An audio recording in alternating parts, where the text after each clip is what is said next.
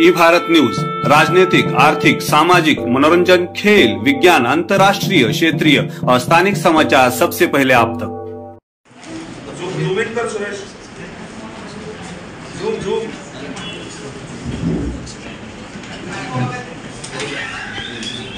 नमस्कार, मी संग्राज भालेराव, एक कष्टकरी चळवळीतला माणूस आणि एक छोटीशी ठिणगी ज्यावेळेस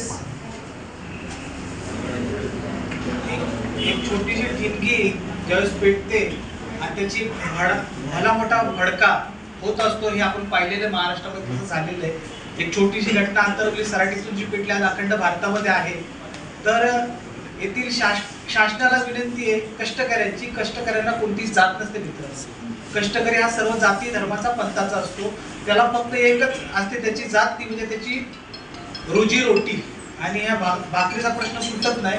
आम्ही गेली अनेक वर्ष देश स्वतंत्र झाल्यापासून पाहतोय की सत्तेमध्ये असणारे कष्टकऱ्यांकडे पाहतच नाही, कष्टकऱ्यांना कायम डावलतात। त्यामुळे आता आम्ही सर्वांनी असा निर्णय घेतला कष्टकऱ्यांनी की आपण स्वतःचा काहीतरी केलं पाहिजे आणि येत्या 2024च्या लोकसभा ज्या मतदान होणार आहे त्यामध्ये ही जी कष्टकरी एक जमात आहे ही कुठंतरी त्यांना तडा दिल्याशिवाय राहणार नाही।